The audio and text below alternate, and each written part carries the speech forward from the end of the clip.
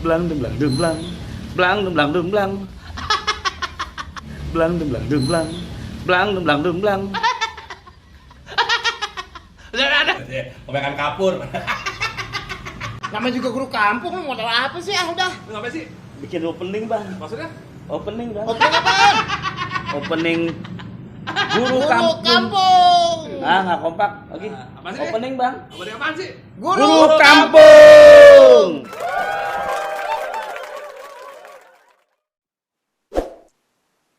Nah, Solusinya adalah menurut gua segera dihentikan PSBB, lakukan edukasi masyarakat tentang kesehatan, tentang protokol kesehatan, biarkan kegiatan ekonomi berjalan.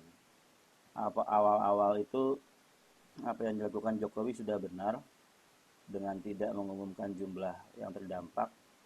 Kemudian Jokowi berani menghadapi tekanan-tekanan dari WHO, di mana WHO menekankan Indonesia untuk melakukan pengumuman dan melakukan expose terhadap masalah ini. Padahal ketika dia tidak diumumkan bukan berarti tidak ditangani. Masalah ini sudah ditangani mulai dari zamannya Anies. Di Jakarta sempat ada omongan Wuhan pneumonia. Itu sudah terjadi. Cuman cara Jokowi dan kabinetnya melakukan ini memang pengen dibikin tanpa harus bikin orang panik. Mereka mau melakukannya secara diam, tenang, terukur. Jadi nggak mau mengumumkan, tapi terus didesak sama WHO, terus didesak sama pihak-pihak yang punya kepentingan lainnya. Udah umumin aja. Tetap sebetulnya ada pertentangan di pemerintahan, ada yang setuju diumumin, ada yang setuju dengan bagaimana harus lockdown segala macam, tapi di sisi lain masih banyak orang yang kayak kita juga yang percaya bahwa ini sebuah konspirasi pemiskinan masyarakat, pemiskinan sebuah negara gitu loh.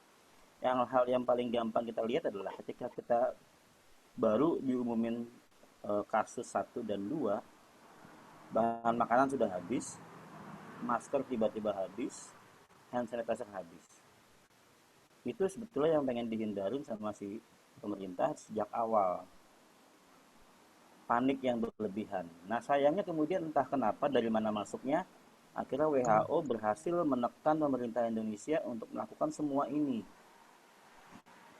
Bahkan sampai di level tenaga medis pun banyak yang kemudian beranggapan seandainya Jokowi bikin lockdown dari awal, tidak diam-diam bla bla bla bla.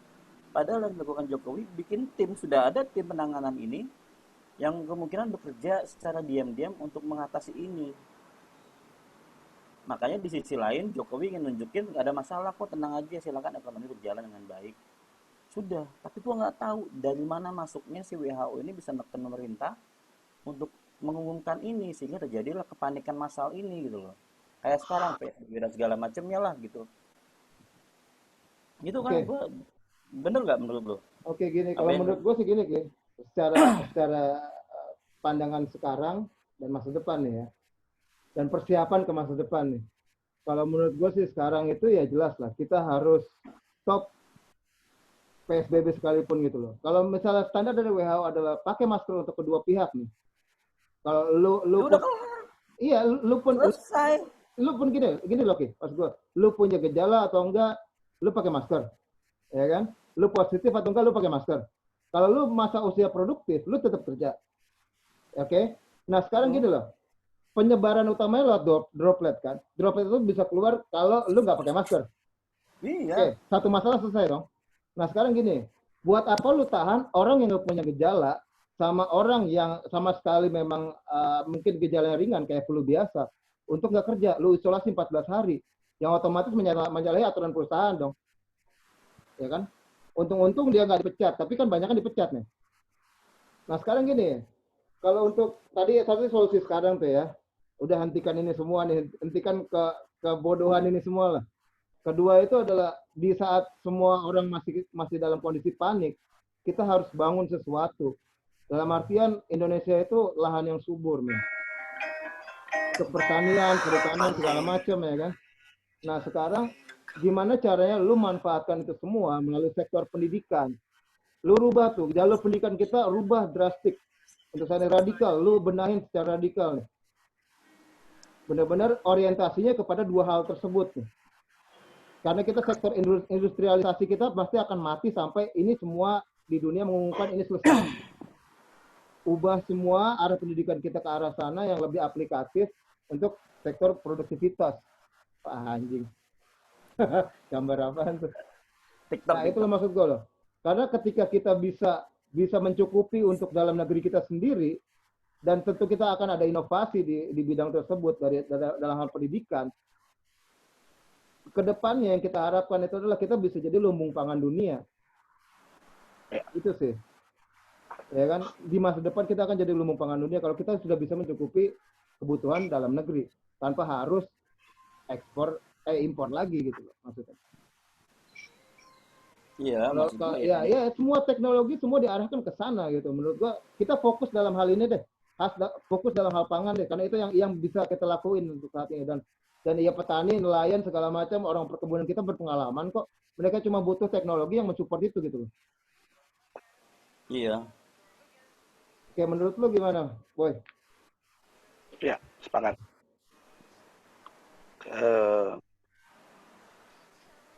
Kita cukup kuat kok tanpa apa ya, tanpa kontak dari dunia lain gitu ya, dunia luar Indonesia. Kalau kita balik ke sandang pangan papan ya, sandang pangan papan itu kan pangan ya, pangan sandang papan. Itu kita tempatnya memang kemari pahlah jenawi, ya kan? Iya, maksud gua emang sebetulnya si kita negara kita tuh dipaksa untuk ikut pandemik ini gitu loh. Padahal dari awal kita nggak terdampak banyak gitu loh. Serius kita kayak dipaksa ikut. Masa semua negara panik lu nggak panik sih? Ayo dong panik dong. Ini negara lu cuma negara lu yang belum nih gini. Dan ketika si pemerintah melawan itu si pihak yang berkepentingan ini menggunakan tangan-tangan lain, tangan-tangan korporasi yang sekarang softwarenya kita pakai, anjing. Iya. Tiba-tiba mau bikin vaksin pakai chip, lu gila nggak? Mau kontrol dunia. Ya walaupun itu masih belum hal yang nyata Ki ya, tapi kan ada baiknya kita antisipasi loh. Betul, maksud gua gini, kita ini seakan-akan dipaksa untuk ikutan pesta ini. Padahal kita tadinya udah nggak mau ikutan nih. Pemerintah kita udah bener, udah tenang, jangan panik, keep doing your work, tetap berjalan. Tapi ada yang nggak senang Indonesia begini, maka dipush lah melalui berbagai macam tangan. Ini yang dilawan sama Bu Siti Fadila Supari pada waktu itu. Dan karena perlawanan inilah kemudian diciptakan sebuah konspirasi untuk bikin Bu Siti Fadila seakan-akan korupsi. Karena mau menjauhkan Siti Fadila dari power. Ketika Bu Siti Fadila jadi punya kekuatan di Menkes, dia ngelawan yang namanya Project Namru. Project Namru itu apa? Project penelitian bioweapon yang ada di Indonesia yang dipaksakan oleh WHO dan Amerika. Bilang nggak sih buat bikin vaksin dan bikin segala macam ya. Tapi ternyata menurut Bu Fadila itu membuat bioweapon. Satu, yang kedua, lihat actionnya Bu Siti Fadila Supari pada saat kejadian SARS. Actionnya dia apa? Kita nggak ikut-ikutan. Serius. Dan itu benar, kita aman. Ketika Singapura panik, Cina panik, Malaysia panik, Indonesia nggak panik. Aman. Karena Bu Siti Fadila berani ngelawan. Kemudian dibuatlah sebuah operasi yang membuat seakan-akan Bu Siti Fadila itu korupsi. Jadi saran gue sih kita nggak usah ikut-ikutan sama yang namanya usaha kayak beginian lah. apa namanya kayak orang-orang lain panik sama pandemi segala macam. Ya, Jangan kalau panik. kalau gitu loh, Ki. Maksud gue budaya santuy tapi beres kita ini yang kita harus. Jokowi sudah on the track, tapi kemudian siapa nih yang kemudian bisa bisa ngulik itu sampai kemudian mau ikutan ikutan partai ini gitu loh. Ya itulah adalah di belakang layar lah pasti. Kalau masalah gitu. Iya, orang-orang Rothschild.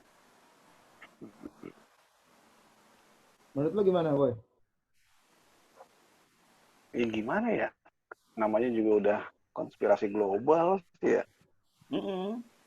Ini sementara di Indonesia itu kaum terpelajarnya baru berapa persen? Iya kan? Terpelajar dalam hal ini gitu ya. Bukan Eh, bukan ini ya lulusan ijazah ya? eh, yang mau berpikir lah, yang mau berpikir. Jadi butuh waktu ribuan tahun untuk bisa memberikan edukasi kepada orang-orang itu. Kecuali kita menggunakan ya itu tadi power of People. government itu tadi. Power of people. Ya. Jadi ya kita di sebagai negara sinetron, kan paling seneng kalau ada konflik. Ah, Betul. itu. Betul, betul. Ya makanya gue kalau di rumah ya udah gue haramkan itu anak-anak nonton sinetron. Gue fatwakan tuh nggak ada yang nonton sinetron karena sinetron kita itu banyaknya tidak mendidik. Anak-anak gue nonton Miao Au sama Arab. Jadi ya lucu lah kalau misalnya lihat skenario nya timbang suatu hal yang udah jelas masih dijelasin gitu kan ya. Membodoh, tidak memancing daya kreativitas gitu. Padahal zaman gue kecil, kalau Rizky masih inget nih, itu ada yang namanya fragmen istilahnya di TVRI itu. Betul. Fragmen judulnya, ya kan? Setelah gue tahu arti fragmen itu adalah Pecahan. bahwa si hasil akhirnya atau kesimpulannya itu diserahkan kepada para penonton untuk cerdas berpikir.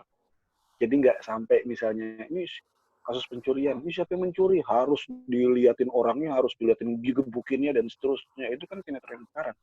Ya. Gebukinnya juga harus dramatis, harus bagaimana gitu. Kalau fragmen kan enggak. Cukup nanti di para pemirsa disuruh cerdas untuk berpikir. Dalam konteks seperti ini yang salah sebenarnya siapa, yang benar siapa, harusnya bagaimana gitu. Itu zaman dulu ada loh fragmen TVRI. Setiap minggu ada tuh judulnya fragmen. Nah, iya, dan anak-anak teater koma itu. Nah, sekarang kan semuanya serba lugas nih. Tidak memancing kreativitas orang untuk berpikir sinetron itu. Jadi Gamblang dibikin gamblang. Jadi kita ya harus kita manfaatkan apa yang menjadi kelemahannya, harus kita manfaatkan. Maksud gue gini, kita nggak usah capek-capek mencari kiat atau strategi untuk menghadapi kondisi bahwa sebagian besar masyarakat Indonesia itu masih tanda kutip tidak terpelajar. Tapi gunakan saja kelemahannya. Misalnya mereka itu kan paling suka dengan isu, paling suka dengan gosip, paling suka dengan informasi-informasi tentang selebritis yang kepo lah modelan kepo, Boy. Ya itu kita manfaatkan itu sebagai senjata balik untuk menjelaskan kepada mereka sebenarnya apa sih yang harusnya gitu. Itu nggak sih? Benar. Lu bisa bayangin nih, ini ada kejadian lucu nih. Tapi menurut gue sih, Boy, untuk memanfaatkan kepoan itu lo butuh sesuatu yang viral, karena di negeri ini tuh kalau nggak viral tuh nggak akan didengar, men. Betul banget. Si Deddy Corbuzier juga sudah melakukan ini sih. Walaupun tetap banyak yang nggak percaya sih. Iya, maksud gue Deddy Corbuzier udah berusaha untuk gali, untuk eksplorasi masalah ini, masalah sampai ke konspirasi dan segala macamnya. Bahwa kita memang lagi dimiskinkan, dia udah masuk itu. Tapi makanya yang diundang sama dia bukan orang-orang pemerintahan, tapi orang-orang gila Iya, tapi gue melihat sih masih menahan Ki, nggak sepenuhnya dia Belum, mengeluarkan belum. itu gitu. Karena dia takut Belum, juga, belum. gitu dia public figure nih. Iya, Ada rasa itu loh. tapi kan dia cukup berani vokal masalah ini. Maksud gua salah satu yang cukup berani vokal masalah ini. Kayak masalah konspirasinya segala macam yang kita lagi dimiskinkan. Bahwa ini ada apaan nih? Dia sudah berbagi kegelisahan ini. Dan menurut gue itu sudah awal yang bagus karena beberapa teman diskusi gue di mana di rumah ini sudah kemudian terpengaruh dengan itu, kayaknya udah capek dengan dengan ketakutan yang disebarkan dengan oleh media itu. Ya. Gue udah males gitu loh, udah males nih media kok kerjanya nakut-nakutin doang dari kemarin gitu loh. Ini yang alhamdulillah tayangannya Dedi tuh bikin bawa dampak baik juga ya, walaupun menurut gue yang tadi lu bilang, gue sepakat jadi memang masih nahan untuk tidak frontal abis gitu, walaupun sudah frontal menurut gue. Dan itu banyak yang sepakat juga sama si Dedi bahwa emang ada masalah nih gitu loh, bahwa konspirasi ini harus dilawan dengan sesuatu hal yang viral. Yang bisa bikin viral ya cuma public figure, men, siapa lagi? Iya betul itu, dan di sinilah maksud gue bedanya kita masyarakat yang menurut gue nggak terpelajar sama yang udah terpelajar Ki. Ketika orang terpelajar melihat pendapat dari siapapun gitu loh, dianggapnya oke, angkatlah itu.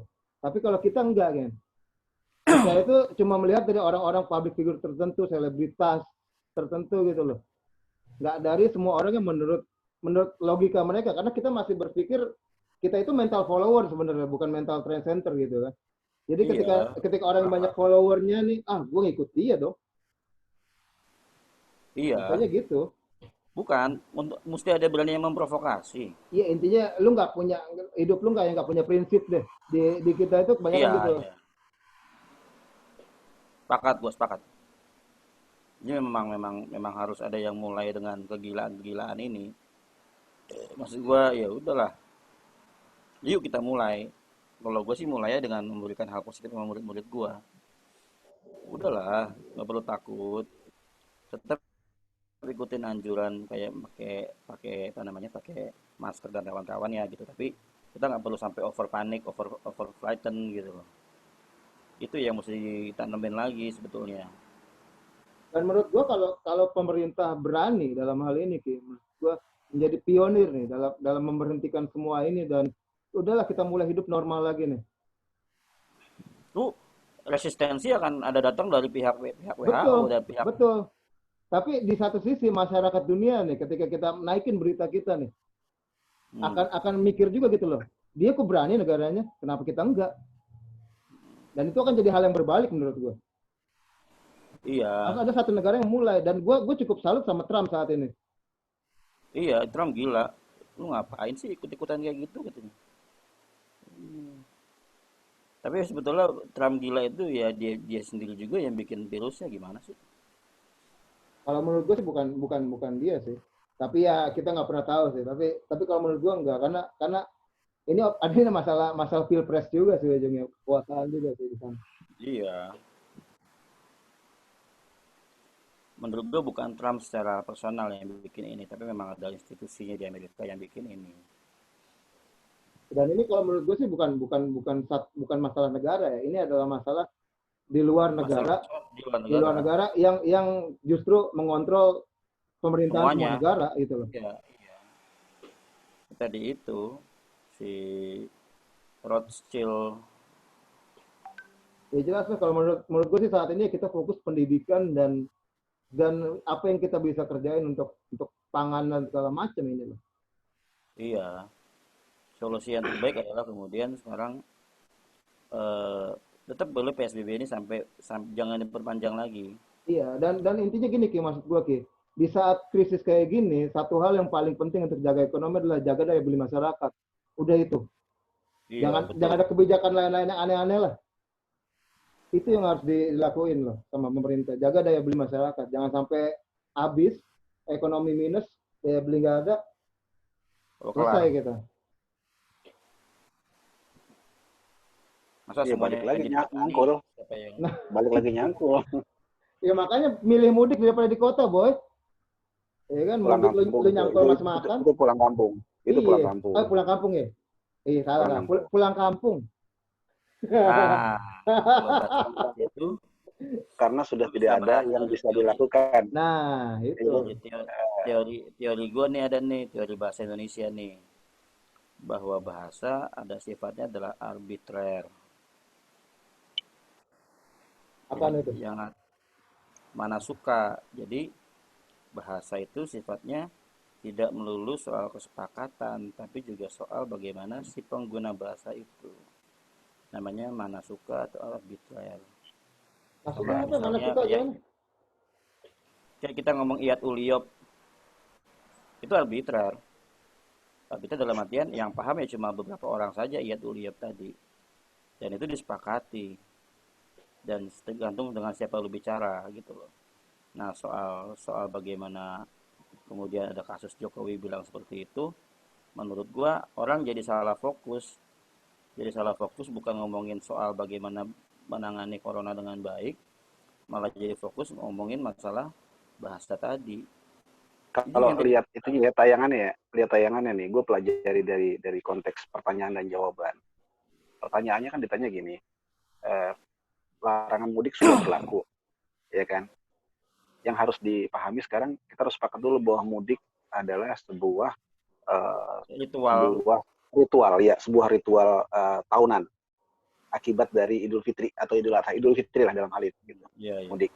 Nah, pertanyaannya kan kemarin kan mengarahnya gini, mudik dilarang tapi kok sudah ada yang duluan 1 juta orang lebih dulu mudik katanya gitu. Nah kan Jokowi terus menjawabnya itu bukan mudik, karena yang namanya mudik yang dimaksud ini kan mudik pralebaran. Ini sebelum puasa udah mudik, itu bukan ritual. Mereka emang udah nggak ada yang dikerjakan lagi di sini.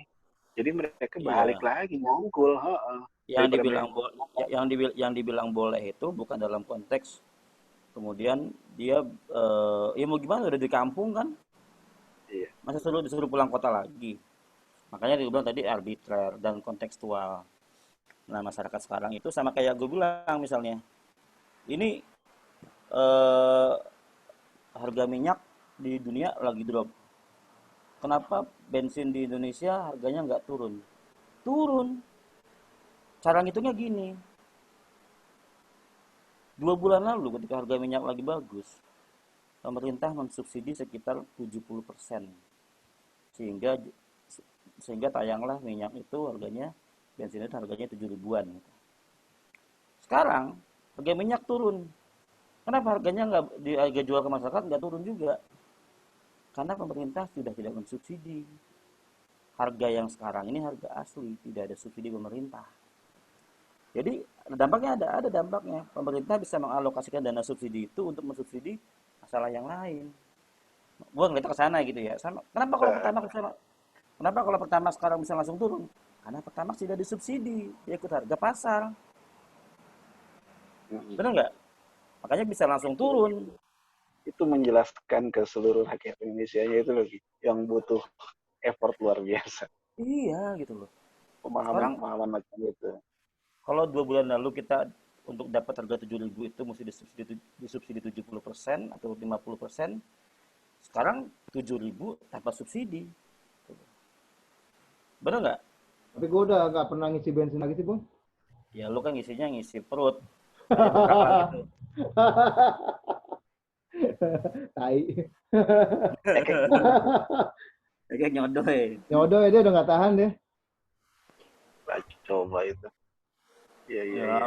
Ya udah sekarang gini deh, bikin satu inilah satu bukan kesimpulan juga sih ya, satu statement bersama lah gimana nih?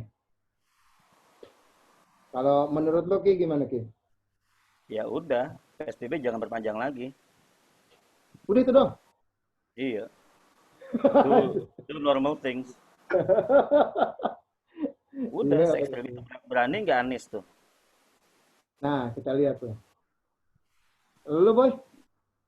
Kalau gue diedukasi dulu tentang si sebabnya kondisi naturalnya nih, objektifnya nih. Jadi COVID-19 ini kan bisa dilawan dari 2 arah. Yang pertama, dilawan dari luar dengan cara masker, dan cuci tangan. Hmm. Betul? Itu adalah proteksi kita dari luar. Sementara proteksi kita dari dalam adalah imunitas tubuh. Artinya kalau imunitas lu bagus, itu virus ya nggak akan jadi masalah buat lu gitu. Nah, cuma permasalahannya sekarang adalah imunitas itu sangat terpengaruh oleh kondisi kejiwaan, mental. Ketika kita dihinggapi rasa cemas, panik, stres dan sebagainya, imunitas turun. Itulah yang membuat akhirnya virus yang tadinya sebenarnya nggak terlalu powerful menjadi powerful.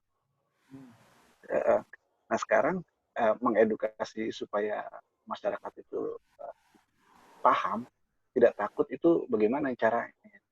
Jadi gue sepakat nih, kalau misalnya dibilang bahwa penyebaran paling utama adalah lewat droplet ya, lewat droplet. Artinya bahwa kita bikin gerakan nasional mingkem dan dengan ini ya. Iya. Itu berarti nggak ada droplet yang keluar. Betul. Ya nggak? Gerakan nasional mingkem. Terus gerakan mingkem nasional. Iya, gerakan mingkem nasional. Terus kita GMN. pakai masker. Artinya droplet itu tidak akan keluar. Toh sebenarnya sekarang kondisi overlapping-nya juga terjadi kok. Menurut teorinya kan droplet itu bisa masuk lewat mulut, hidung, dan mata. Betul? Karenanya kita dilarang menyentuh bagian muka itu sebelum cuci tangan. Nah, gua lihat banyak orang pakai masker untuk melindungi mulut sama hidung. Nah, matanya mereka pakai kacamata. Ya sama aja bohong sebenarnya kan. Ya kan? Ya artinya apa? Ya sudah kalau kayak gitu, yang kita hindari adalah droplet keluar. Yang kita hindari droplet keluar dengan cara apa? Mingkem nasional. Terus di cover lagi pakai apa? Pakai masker. Sudah memastikan bahwa dia udah mingkem dan pakai masker. Artinya tidak ada droplet satupun keluar.